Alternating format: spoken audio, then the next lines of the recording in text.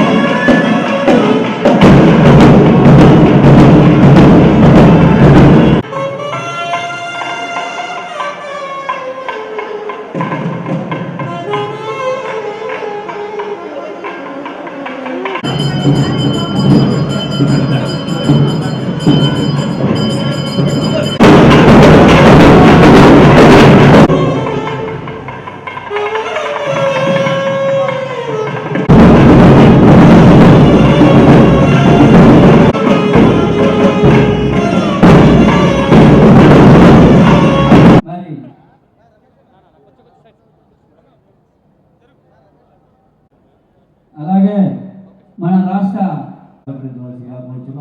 అలాగే గారు వారు రుడా చైర్మన్ గా కూడా వ్యవహరిస్తున్నారు. వారిని సన్మానించవలసిందిగా కోరుతున్నాను.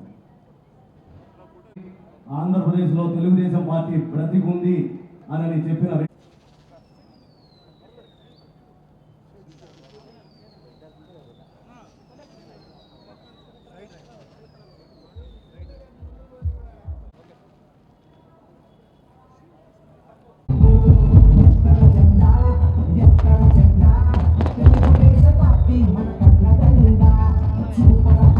ముందుకు రానివ్వండి. కొంతమంది పక్కన జరగండి. శ్రీనివాస్ రెడ్డి గారు ముందుకు రండి. మేడం గారికి శాలువాతో సన్మానించవలసిందిగా కోరుతున్నాం.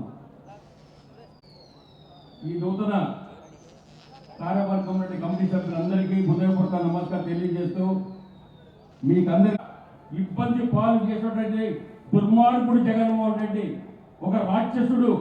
ఆ రాక్షసు చేతులు ఎంతమంది నలిగిపోయారో అర్థం చేసుకోవాలి.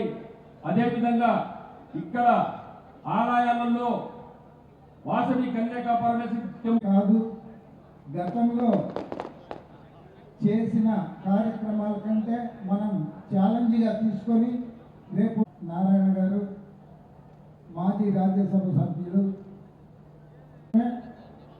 ఆయన అన్ని సంస్థలకు కూడా గౌరవ చైర్మన్గా ఉంటూ ఆ సంస్థలకు కానీ మనకు కానీ 90% తెలుగుదేశం పార్టీకే ఓట్లు వేశారు. వారు వేదిక మీద ఉన్నారు కాబట్టి వారికి ఒక పట్టణ ఆర్యవైశ్య సంఘం కన్యకా పరమేశ్వరి దేవస్థానం వారికి ధన్యవాదాలు తెలుపుకుంటూ సెలవు తీసుకుంటున్నాం.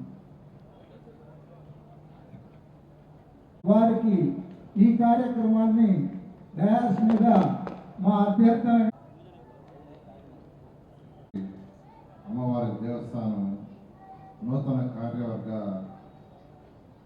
సభ్యులందరికీ ముందుగా నా యొక్క కంగ్రాచులేషన్స్. ఈరోజు ఈ కార్యవర్గంలో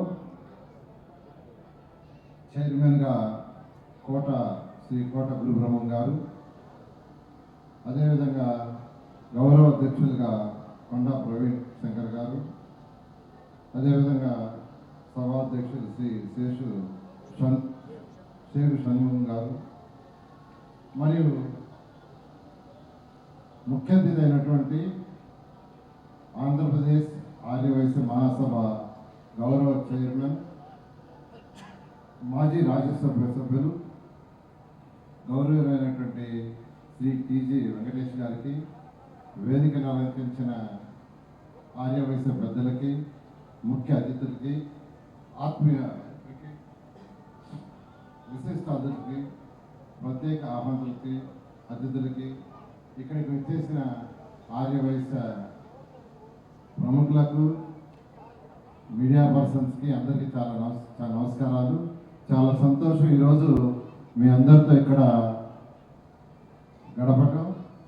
ఎందరూ నిజం చెప్తున్నాను, ఈ రాష్ట్రంలో ఆర్యవైశ్యులందరూ ఏకగ్రీవంగా తెలుగుదేశం పార్టీకి సపోర్ట్ చేశారు. మీ అందరికీ నేను ప్రత్యేక అభినందిస్తున్నాను.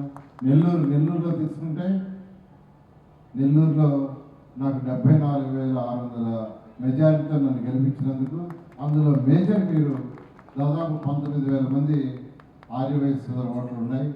దాదాపు మెజారిటీ వేశారు. మీ అందరికీ నేను ప్రత్యేకంగా ధన్యవాదాలు తెలియజేస్తున్నాను.